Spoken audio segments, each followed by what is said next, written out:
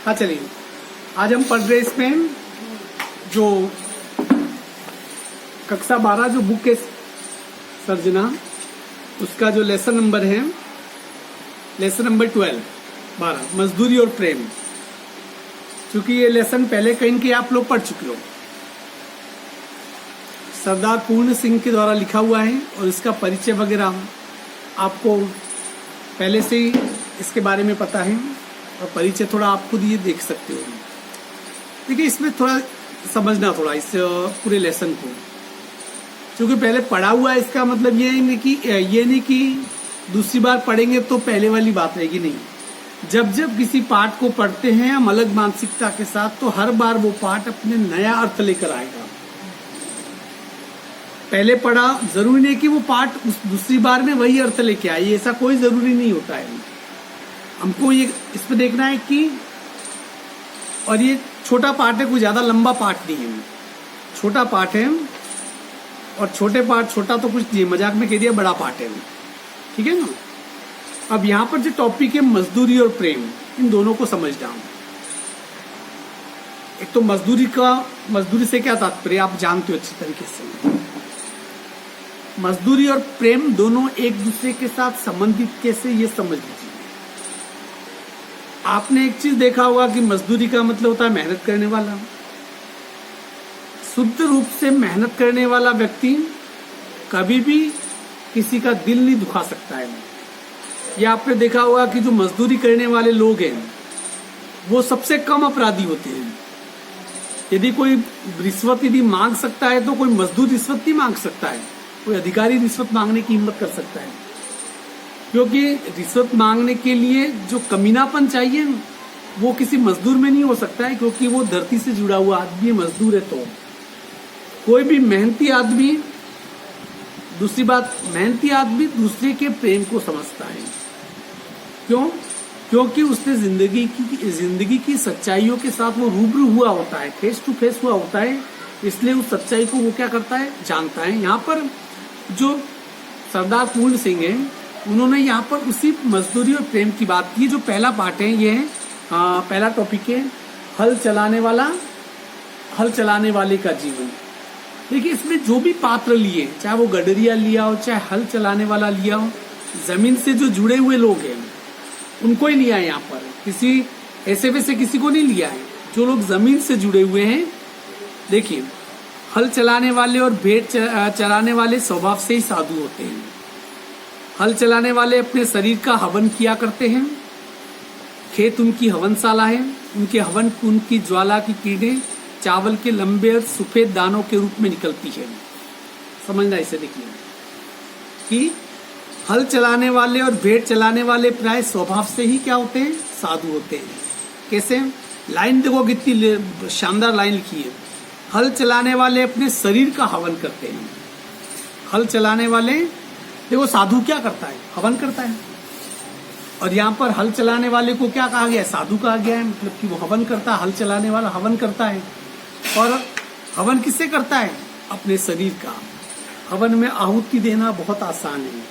बात तो तब है जब अपने आप को क्या करो, आप उस हवन में अपनी खुद की आहुति दे दो, उसका शरीर ही आहुति है। क्यों? क्योंकि हल चलाने वाला खुद जलता है, बड़ी दोपहरी में उसका बदन जलता है, शरीर जलता है, अपना पसीना बहाता है।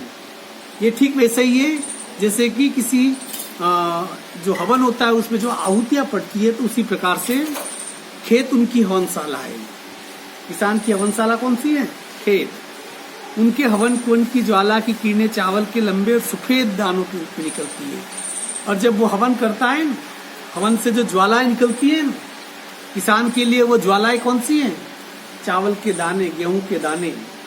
जब उसी धरती से लहलहाते हैं, वो उसके लिए क्या है, एक प्रकार से वो हवन की ज्वालाएं हैं। गेहूं के लाल लाल दाने इस अग्नि की चिंगारियों की डालियां सी हैं। जैसे हवन में जो चिंगारियां होती है ना, गेहूं के लाल दाने ठीक वैसे ही नजर आते हैं। मैं जब कभी अनार के फूल और फल देखता हूं, तब मुझे बाग के माली का रुधिर याद आ जाता है। देखिए, आप जब अनार खाते हो ना, अपनी भाषा में दाड़म कहते हैं अनार, आपको बहुत आसान लगता है, ये अनार तोड़ाइए, खाएं, उसके दाने निकालें, आहा क्या टेस्ट है। यहाँ पर लेखक कह रहा है कि जब मैं अनार के उस दानों को देखता हूँ मुझे उस माली का रुधिर याद आता है। आपको शायद पता नहीं होगा कि आप किसी चीज़ को उगाने में कितनी मेहनत करनी पड़ती है। इस कोरोना ने ये मुझे इस बार सिखाया। अभी जब मेरे वो पास में जो छोटी सी मैंने बाड़ी बना रखी है ना, उसके अंदर रोज मैं जब मिर्चियाँ तोड़ने जाता हूँ तो ऐसा नहीं कि पहले मैंने मिर्ची नहीं खाई हो, पर वो मेरी मेहनत की है, उसके लिए खून पसीना बहाया है। और जब मैं रोज की 10-15 मिर्चियाँ तोड़ के लाता हूँ तो एक जो एहसास होता है सुकून, क्योंकि खरीद के खाई उसका कभी मजा नहीं आया।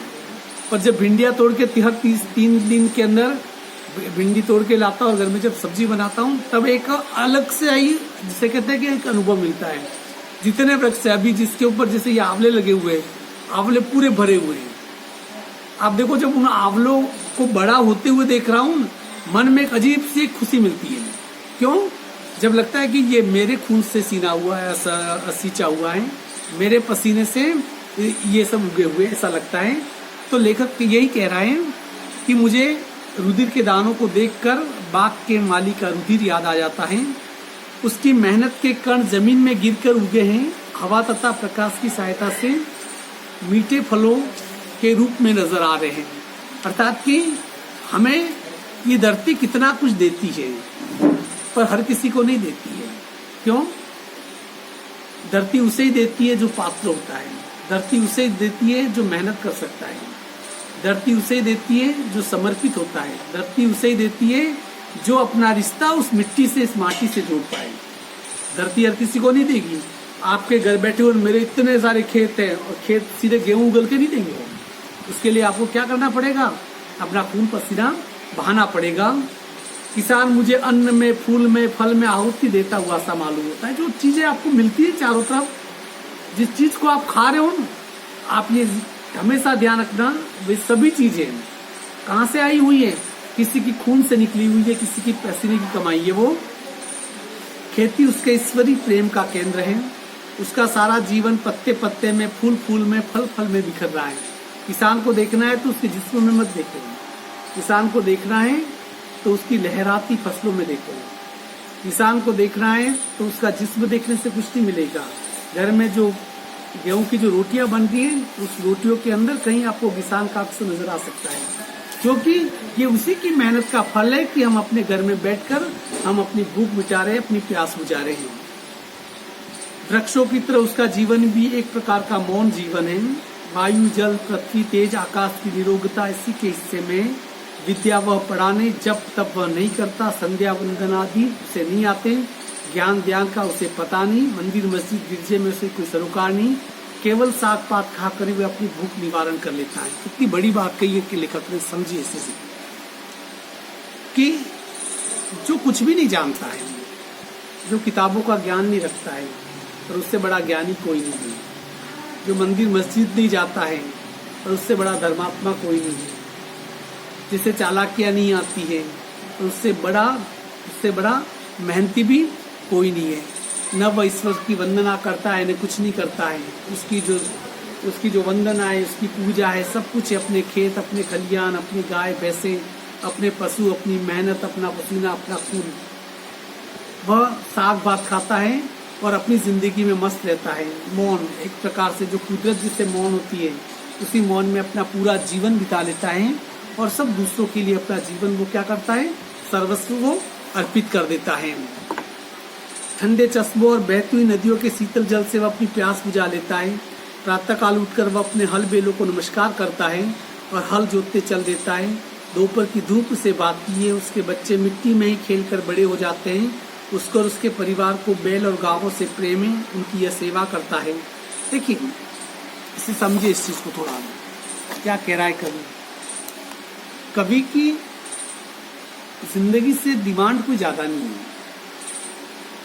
जो मजदूर होता है, जो किसान होता है, वो जिंदगी से कुछ नहीं मांगता है, क्योंकि किसान हमेशा इस भूमिका में रहता है, देने वाले की भूमिका में, लेने वाले की नहीं।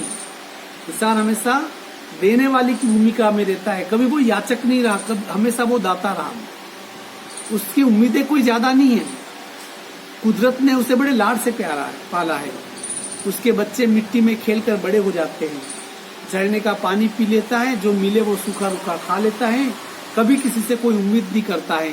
उसे महलों में रहने का शौक बिल्कुल भी नहीं है। उसकी जो झोपड़ी है, उसका कच्चा मकान है, वो उसे अपने महल से ज्यादा लगता है। उसके मन में कभी नहीं होता है कि वो एरोप्लेन में बैठ के इधर से उधर घूमे, नहीं, क्योंकि उसने अपनी जिंदगी की आवश्यकता इतनी सीमित कर दी है, उससे ज्यादा वो कभी चाहता नहीं है। ये सिर्फ कौन कर सकता है? जो अपनी इच्छाओं को इस कदर मार दे, साधु। इसीलिए तो कहा गया है, कौन होता है किसान? अपने आप में एक साधु होता है। पानी बरसाने वाले के दर्शनार्थ आंखें नीले आकाश की रूपती है। और यदि भगवान की तरफ भी देखता है तो क्यों, आसमान की तरफ क्यों, नीले आसमान की तरफ क्यों? बस पानी बरस जाए, पानी बरस जाए तो खेतों में फसलें लहला जाएगी, जिंदगी फिर करवट ले लेगी। नयनों की भाषा में प्रार्थना करता है, और प्रार्थना भी ऐसी नहीं चिल्ला चिल्ला करनी, प्रार्थना भी कैसी करता है? नयनों की भाषा में, खामोश, क्योंकि उसकी खामोशी है वही वहां तक पहुंच जाती है। ये तो उनकी खामोशी जो वहां पहुंचती है, उनकी इससे की उनकी वजह से हमें बारिश मिलती है, हमारा जीवन चल रहा है। तो साय और प्रातः, दिन और रात, विधाता उसके हृदय में अचिंतनीय अद्भुत आध्यात्मिक भावों की दृष्टि करता है। यदि कोई इसके घर आ जाता है तो वो उसके मृदु वचन, मीठे जल और अन्न से तृप्त करता है। देखिए, मौन ही उसकी पूजा है, मौन ही उसकी प्रार्थना है, क्योंकि उसे प्रार्थना करने का ढंग नहीं आता है। बस वो अपने मन में ईश्वर लेके हमेशा घूमता रहता है। आप किसी घर के, अमीर घर के बाहर जाओगे तो वहां लिखा होता है कि कुत्तों से सावधान। अब वो पता नहीं वो खुद के लिए बोल रहे हैं या कुत्ते के लिए बोल रहे हैं, तो लिखा होता है कुत्तों से सावधान। किसी अमीर घर के बाहर आपको डोरबेल बजाकर इंतजार करने की मजबूरी आपके सामने आती है, और किसी गरीब के घर में आप सीधे अंदर घुस सकते हो, वहाँ कोई रोक टोक नहीं होती है।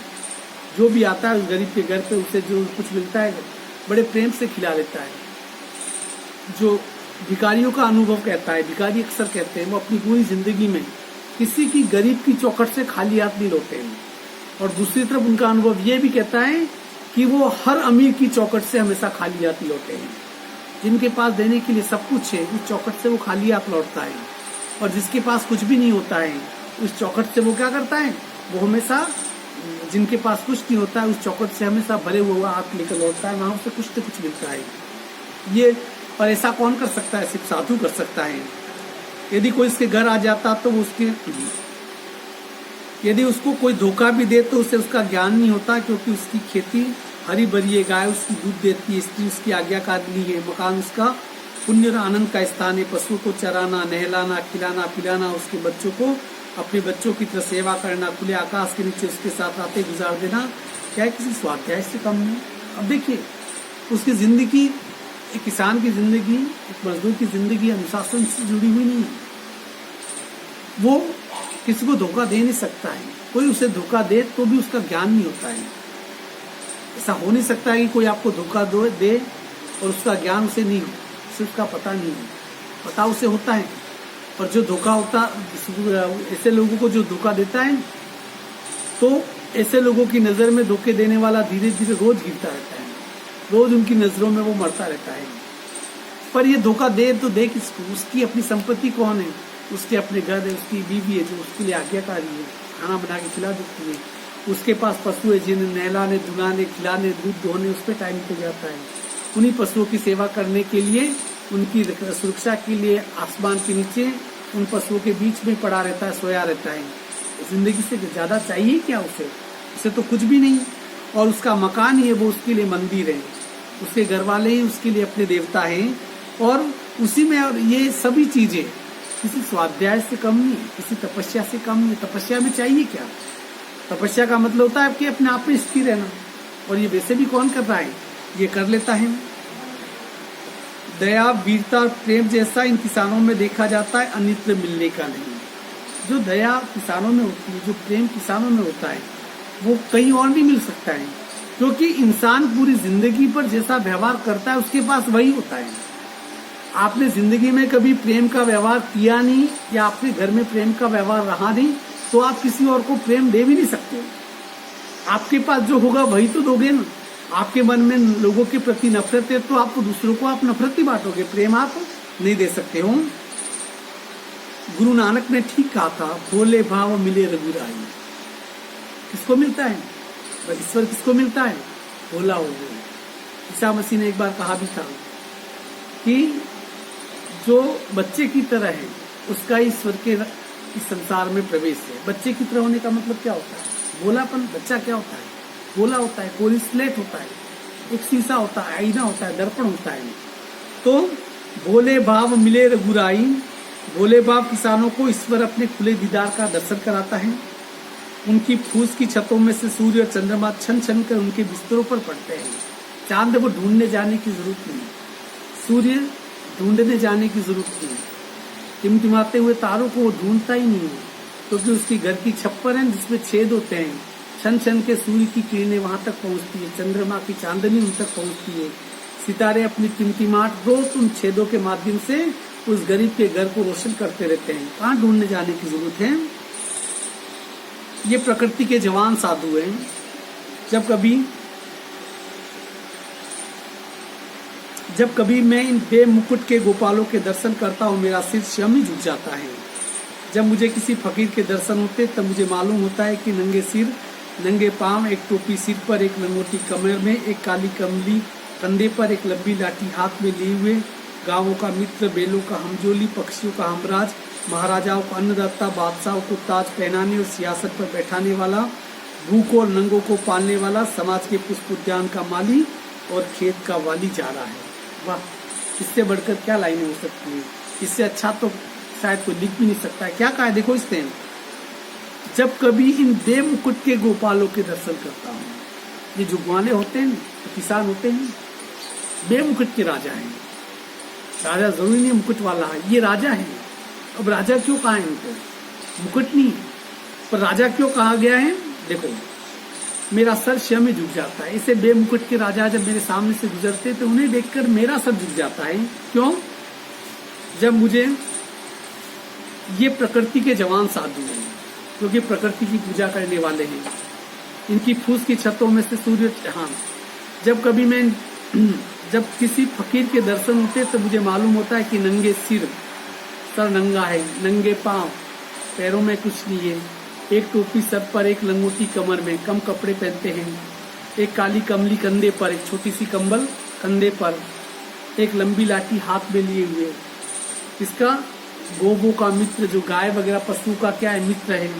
बैलों का हमजोली, बैल जिसके क्या है? साथी है। पक्षियों का हमराज, पक्षी जिसके आंगन में रोज चहचहाते हैं। महाराजाओं का अन्नदाता, राजाओं को खिलाने वाला कौन है? किसान है। बादशाहों को ताज पहनाने वाला, और बादशाहों को ताज पहनाने वाला भी कौन है? यही किसान है। सिंहासन पर बैठाने वाला, भूखों और नंगों को पालने वाला कौन है? भले खुद भूखा नंगा है, पर भूखों नंगों को कौन पालता है? यही ग्वाला पालता है। समाज के पुष्पोद्यान का मालिक, ये समाज अपने आप में यदि फूलों का बगीचा है तो उस बगीचे का मालिक कौन है? यही ग्वाले, यही किसान है। और खेतों का वाली जा रहा है, और खेतों की रखवाली करने वाला जो किसान है अपने आप में क्या है? बेमुकुट का राजा है, बिना मुकुट का राजा है। कितने मिनट का हुआ वीडियो देखना बेटा? ये 18 मिनट। थोड़ा पॉज वाली बटन दबा देना। वीडियो बनाई आपने? ये तो डिलीट कर लेता हूँ, इसको क्या करते हैं कि डिलीट कर लेता हूँ स्टेप बाय स्टेप वापस। अभी जो वीडियो बनाए, ये 5 वीडियो बन गए। 5 वीडियो को अभी मैं अपलोड कर दूंगा यूट्यूब पे 2 घंटे के प्रोसेस में। फिर वो दूसरा बैच 3:30 बजे बच्चे आएंगे, उसके पहले मैंने क्या करूँगा? डिलीट कर दूंगा। हाँ चलिए, अबे ये था सबसे पहला हमने पढ़ा था किसका जीवन? हल चलाने वाले का जीवन। अबे गडरिया, गडरिया किसे कहते हैं? गाय भैंसों को चराने वाला। देखिए, जिस जीवन को हमने अनुभव नहीं किया ना, उसके बारे में यदि हम बात करें तो तुम्हें बड़ी ऊंची बातें लगती होगी। देखिए, हर व्यक्ति का अपना जीवन होता है। ये जो हल चलाने वाले हो, चाहे गडरिये हो, ये कुदरत कायनात से सीधे जुड़े हुए हैं। और जो कुदरत के साथ सीधे जुड़े हुए हैं, मैंने देखा है अक्सर गडरियों को, जो बकरियां लेकर चराने, पहाड़ों पे चराने के लिए जाते हैं, और पहाड़ के किसी पेड़ के नीचे वो बैठे रहते हैं, बकरियां चल रही होती है, और वो अपने अंदाज में जो गीत गाते हैं, उनकी जो गीत संगीत में जो एक प्रकार से खुशी होती है, हम लाख ये सब भौतिक सुविधा जुटा के भी हम वैसी खुशी प्राप्त नहीं कर सकते हैं जैसे वो लोग करते हैं। यहाँ देखिए, एक बार मैंने एक बूढ़े गडरिये को देखा घना जंगल है, हरे हरे वृक्षों के नीचे उसकी सफेद ऊन वाली भेड़े अपना मुंह नीचे किए हुए कोमल कोमल पत्तियां खा रही है। गडेरिया देखा घने जंगल में भेड़े चरा रहा था, और भेड़े सफेद ऊन से भरी होती हैं, और वो क्या खा रही थी? पत्तियां खा रही थी। गडेरिया बैठा आकाश की ओर देख रहा था, ऊन काटता जाता। क्या कर रहा था? ऊन काट। गडेरिया होते हैं, इनके साथ भेड़े होती है, तो समय समय पर भेड़ों की ऊन की छटनी कर लेते, फिर वो ऊन काटते हैं, उसका धागा बनाते, फिर इस धागे को क्या करते? बेच देते हैं। तो वो क्या कर रहा था? ऊन काट रहा था। उसकी आंखों में प्रेम लाली छाई हुई है, वह निरोगता की पवित्र मदिरा में मस्त हो रहा है। बाल उसके सारे सफेद हैं, और क्यों न सफेद हो, सफेद लिख सकता था, पर भाषा में एक जिसे कहते हैं कि मधुरता लाने के लिए उसने जानबूझ के सफेद लिखा है, मतलब सफेद ही है। सफेद भेड़ों का मालिक जो ठहरा, परंतु उसके कपोलों से लाली फूट रही थी। एक तरफ उसकी भेड़ें चल रही थी, आसमान की तरफ उसकी नजरें थी, और अपनी धुन में मस्त सूत काट रहा था। अपनी तन्मयता में उसकी अपनी मस्ती थी। आपने कबीरदास का नाम सुना होगा। सूत काटते हुए ईश्वर बन गया, उस ज्ञान को प्राप्त कर लिया, ब्रह्म ज्ञान प्राप्त कर लिया। उसकी अपनी मस्ती थी, उसकी अपनी मौज थी। ये वो अपने हाल में मस्त रहने वाला था। ठीक गडरिया वैसा ही गडरिया है। बाल उसके सफेद है, और उसके सफेद बाल आसमान की तरफ देख रहा है। उसकी भेड़े सफेद, ऊन जिस ऊन को काट रहा है वो ऊन सफेद और बिल्कुल मौन। बर्फानी देशों में मानो ईश्वर विष्णु के समान क्षीर सागर में लेटा हूं, और उसकी प्यारी स्त्री उसके पास रोटी पका रही है। अब देखिए, ऐसे लग रहा है जैसे कि क्षीर सागर का मतलब होता है दूध का सागर। ये माना जाता है कि जो विष्णु भगवान है वो किस में? दूध के सागर में लेटते हैं। यहाँ पर दूध के सागर में क्यों कहा गया है? क्योंकि उसके चारों तरफ जो भेड़े हैं वो क्या है, उनकी जो सफेद ऊन है वो क्या लग रही? क्षीर सागर की तरह लग रही है। और पास में वो ऊन काट रहा है खामोशी में आकाश को देखते हुए, और वहीं पास में उसकी पत्नी क्या बन रही है? क्या बना रही है? चूल्हे पर रोटियां बना रही है। एक अद्भुत दृश्य है, क्योंकि गडरियों का जीवन ही होता है, जहां उनकी बेड़े वहीं उनकी गृहस्थी, वहीं उनका सब कुछ साथ में लेके चलते हूं। तो वहां उनकी पत्नी क्या कर रही? रोटी बना रही थी, और उस गडरिये के चेहरे के ऊपर लाली फूट रही थी। लाली फूट रही मतलब कि चेहरे पर एक तेज प्रकाश था उसके। उसकी दो जवान कन्याएं उसके साथ जंगल जंगल भेड़ चराती घूमती है। अपने माता पिता भेड़ों को छोड़कर उन्हें किसी और को नहीं देखा। और दो बच्चियां थी उसके साथ जंगल में भेड़ चराती थी। पिताजी ऊन काटते थे, बच्चियां भेड़े चराती थी, माँ खाना बनाती थी, और यही उन बच्चियों की जिंदगी थी। उन्होंने अपनी पूरी जिंदगी में अपने माँ बाप के अलावा और भेड़ों के अलावा किसी को नहीं देखा था। वही उनका अपना छोटा सा संसार था। मकान उनका बेमकान है, घर उनका बेघर है। ये लोग बेनाम और बेपता हैं, अर्थात कि मकान उनका बेमकान है, मकान उनका है ही नहीं। ये आसमानी उनकी क्या छत है, घर उनका बेघर है मतलब बिना घर के हैं, बेनाम है। न तो उनका अपना नाम है, न उनका अपना कोई पता है, अर्थात कि कहीं कुछ इनका नहीं, फिर भी सब कुछ उनका। क्यों? किसी के घर में न घर कर बैठना इस दौरे फानी में, ठिकाना बेठिकाना मकान बदला मकान रखना। देखिए क्या कह रहा है कवि, हम कहाँ किस मकान में रहते आए हैं।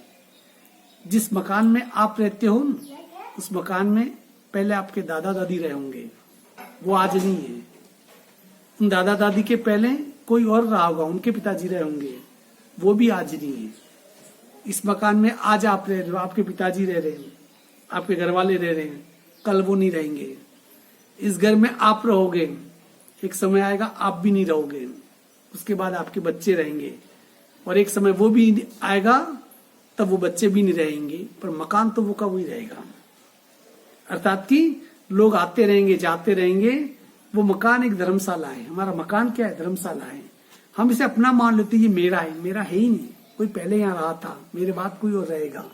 मैं तो एक सफर का राही हूँ, यहाँ पर आऊंगा, कुछ दिन रहूंगा, और फिर क्या होऊंगा? वापस चला जाऊंगा। इसलिए जो कहते हैं कि ये मेरा मकान है, तेरा मकान है, ये सब झूठी बातें हैं। हम सिर्फ एक धर्मशाला के यात्री हैं, सफर करने वाले यात्री हैं। कुछ दिन रुकते हैं और एक दौर आता है, समय आता है, फिर वहां से क्या पढ़ते हैं? निकल पड़ते हैं अगली यात्रा के लिए। बस इतना ही है। इस दिव्य परिवार को कुटी की जरूरत नहीं। क्यों? जहां जाते घास की झोपड़ी बना लेते, दिन को सूर्य रात को तारागण इनके सखा है। मकान की जरूरत नहीं। जहां जाते हैं घास खड़ी करके अपना मकान बना लेते हैं, और यही सूर्य तारे ही उनके क्या है? सखागण है, उनके दोस्त हैं। गडरिये की कन्या पर्वत के शिखर के ऊपर खड़ी सूर्य का अस्त होना देख रही है। उनकी सुनहरी किरण उसके लावण्य में मुख पे पड़ रही है। सूर्य को देख रही है, वह उसको देख रहा है। और जब उस गडरिये की कन्या जिसका चेहरा चमक रहा है, वो ढलते हुए सूर्य को देख रही है और सूर्य की वो अस्त होती हुई सुनहरे रंग की किरणें, उन किरणों से उस लड़की का चेहरा और चमक रहा है। वो सूर्य को देख रही है और शायद ऐसा लग रहा है कि सूर्य भी उस लड़की को ही एक टक देखे जा रहा है। हुए थे आंखों के कल इशारे इधर उधर तुम्हारे, चले थे अश्कों के क्या फवारे इधर उधर तुम्हारे। अर्थात कि एक दूसरे को देखना। शायरी लिखी है, बड़ी ऊंची शायरी है। आंखों ही आंखों में इशारे हुए थे और इन इशारों में एक दूसरे को देखा था।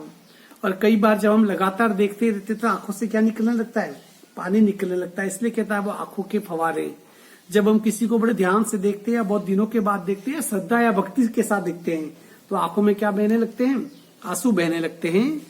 बोलता कोई भी नहीं, सूर्य उसकी युवावस्था की पवित्रता पर मुग्ध है और वह आश्चर्य के अवतार सूर्य की महिमा के तूफान में पड़ी नाच रही है। सूर्य उस बच्ची की युवावस्था को और उसकी पवित्रता को देखकर मुग्ध हो रहा है।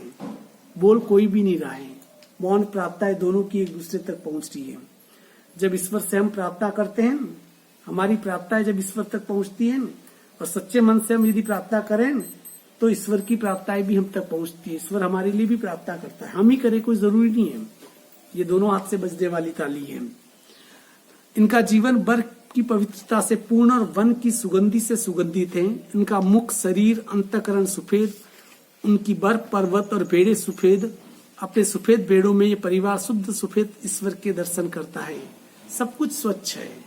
जब किसी की आत्मा ही सफेद है, किसी की आत्मा यदि निर्मल है, किसी की आत्माएं जब सफेद है, तो फिर उसके जीवन में सब कुछ शुद्ध ही होगा, सफेद ही होगा।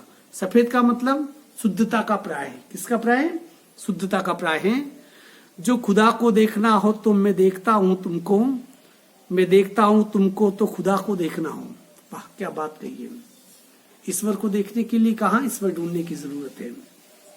किसी किसान को ध्यान से देख लो, ईश्वर आपको नजर आ जाएगा। किसी गडरिये को ध्यान से देख लो, उसमें ईश्वर नजर आ जाएगा। किसी मजदूर को ध्यान से देख लो, ईश्वर उसमें आपको नजर आ जाएगा, बशर्ते कि वो सब शुद्ध वैसे हो तो। अर्थात कि ईश्वर को देखना हो तो उन्हें देख लो, और जब उन्हें देख लिया तो ईश्वर को देखने की जरूरत ही नहीं, उसमें ही ईश्वर का अक्स नजर आता है। भेड़ों की सेवा इनकी पूजा है। जरा एक भेड़ बीमार हुई, सब परिवार पर विपत्ति आई। और देखो, जो किसान होते हैं, ऐसे गडरिये होते हैं, उनका सबसे ज्यादा स्नेह किसके साथ होता है? अपने पशुओं के साथ ही होता है। क्योंकि पशु ही उनके लिए रोटी है, पशु ही उनके लिए कपड़ा है, पशु ही उनके लिए मकान है, पशु से ही उनकी जिंदगी चलती है। और उनको यदि कुछ हो जाता है तो वो बड़े पीड़ित हो जाते हैं। दिन रात उनके पास बैठे काट देते हैं। उसे अधिक पीड़ा हुई तो इन सबकी आंखें शून्य आकाश में किसी को देखने लग गई। जब कोई एक भेड़ बीमार हुई ना, परिवार के जो तीनों लोग थे, चारों लोग थे, उनकी आंखें कहाँ टिक गई? आसमान में, मानो कि किसी को निहार रही हो, वहां पर किसी को देख रही हो। पता नहीं है किसे बुलाती है। हाथ जोड़ने तक की उन्हें फुर्सत नहीं। पर हाँ, इन सबकी आंखें किसी के आगे शब्द रहित, संकल्प रहित मौन प्रार्थना में खुली है। अर्थात कि शब्द नहीं है वहां पर मौन प्रार्थना है, संकल्प है। उन प्रार्थनाओं का भाव ये है कि हमारी भेड़ों को क्या कर दो? सही कर दो। और ऐसी प्रार्थनाएं पहुंचती है। 2 रातें इसी तरह गुजर गई। उनकी भेड़ अब अच्छी है, उनके घर मंगल हो रहा है। जब भेड़ वापस अच्छी हो गई, घर में चारों तरफ खुशी है, सारा परिवार मिलकर गा रहा है। इतने में नीले आकाश पर बादल गिरे, झमझम बरसते लगे। और अचानक तब क्या हुए? बादल गिरे, बरसते लगे। मानो प्रकृति की देवता भी उनके आनंद से आनंदित हुए। मतलब जब वो आनंदित थे तो शायद कुदरत भी आनंदित हो गई और जम के बरसते लगी। बूढ़ा गडरिया आनंद मत होकर नाचने लगा। बारिश बरस रही है और सफेद दाढ़ी वाला वो बूढ़ा गडरिया मस्ती में उस बारिश में नाचने लगा। पर कहता कुछ नहीं, रग रग उसकी नाच रही है। और सिर्फ नाच रहा है, गा कुछ नहीं रहा है, कह कुछ नहीं रहा है, पर उसकी नाच में मस्ती है, उसके अपने नृत्य में मौज है, उसका अपना उसकी अपनी खुशी है, उसकी अपनी वो दीवानगी है उस नृत्य में। जब हम दूसरों के लिए नाचते हैं तो आधे अधूरे होते हैं, पर जब हम अपने लिए नाचते हैं तो पूरी आत्मा के सब जब नाचते हैं तो वो अपनी मस्ती होती है। पिता को ऐसा सुखी देख दोनों कन्याओं ने एक दूसरे का हाथ पकड़कर पहाड़ी राग आलापना आरंभ कर दिया। इधर पिता नाच रहे थे और पिता को खुश देखकर दोनों जो लड़कियां थी, युवा जो लड़कियां थी, वो एक दूसरे का हाथ पकड़कर पहाड़ी राग में गाने लगी। साथ ही दम दम दम नाच उन्होंने धूम मचा दी। साथ में नाचते हुए गाते हुए उन्होंने धूम मचा दी। मेरी आंखों के सामने ब्रह्मानंद का समा बांध दिया। मेरे पास मेरा भाई खड़ा था। तो लेखक क्या कह रहा है, और जब उस दृश्य को मैंने देखा, उस मस्ती भरे दृश्य को देखा, तो मुझे लगता है कि यही ब्रह्म आनंद है। अर्थात कि जब ईश्वर मिलता है उसे ब्रह्मानंद कहते हैं। ईश्वर और कहाँ मिलेगा, इसी दृष्टि में उन्हें ईश्वर मिल जाता है। लेखक का भाई उसके साथ है। मैंने उससे कहा, भाई अब मुझे भी भेजे दो, ऐसे ही मुक्त जीवन से मेरा भी कल्याण होगा। विद्या को भूल जाऊं तो अच्छा है, मेरी पुस्तकें खो जाए तो उत्तम है। ऐसा होने से कदाचित इस वनवासी परिवार की तरफ मेरे दिल के नेत्र खुल जाए और ईश्वरी झलक देख सकूं। क्या कह रहा है लेखक, ये मेरी किताबें मुझसे छीन लो, मेरा ज्ञान मुझसे छीन लो, क्योंकि इन सब ने मुझे क्या कर दिया, आधा अधूरा कर दिया है। मैं इन सबको खोकर मैं इस गडरिये जैसा बन जाऊं, मैं अपनी मस्ती में जीने लग जाऊं, तो शायद मैं कुछ पा भी लूं, क्योंकि जो मैंने पाया है उससे तो मैंने अपने आप को खो दिया है। और क्या, चंद्र और सूर्य की विस्तृत ज्योति में जो वेद गान हो रहा है, इस गडरिये की कन्याओं की तरह मैं सुन तो न सकूं, परंतु कदाचित प्रत्यक्ष देख सकूं। जो दृश्य में देख रहा हूं, शायद ये मैं ऐसा कभी कर नहीं पाऊं, पर शायद थोड़ा तो अनुभव कभी कर सकूं। कहते ऋषियों ने भी इनको देखा ही था, सुना न था। पंडितों की उटपटांग बातों से मेरा जी उगता गया है। प्रकृति की मंद मंद हंसी में अनपढ़ लोग ईश्वर के हंसते हुए होठ देख रहे हैं। क्या कह रहा है कि 4 किताबें पढ़कर तो हम और मूर्ख हो गए, पर ये जो मस्ती हमने देखी है, जो गडरिये वाली मस्ती है, ये मस्ती तो बड़े से बड़े साधुओं को भी सुलभ नहीं होती है। ये हमें भी बिल्कुल भी नहीं हुई है। पुस्तकों के अज्ञान में गंभीर ज्ञान छिपा हुआ है। इन लोगों के जीवन में अद्भुत आत्मानुभव भरा हुआ है। गडरिये की परिवार की प्रेम मजदूरी का मूल्य कौन दे सकता है। और कवि कह रहा है कि हमारी किताबों में तो चारों तरफ जिसे हम ज्ञान कहते हैं अज्ञान भरा हुआ है, पर मस्ती तो भरी हुई है गडरिये के जीवन में। काश हम सब इस प्रकार का अधूरा ज्ञान बुलाकर थोड़ी देर के लिए वो गडरिया बन सके, थोड़ी देर के लिए वो ग्वाला बन सके, थोड़ी देर के लिए हम वो किसान बन सके, तो शायद इस जीवन की इन तमाम चीजों से, चिंताओं से मुक्ति मिल जाए और मस्ती का भरा जीवन जी सके। आज के लिए इतना ही काफी है। बंद करो ना।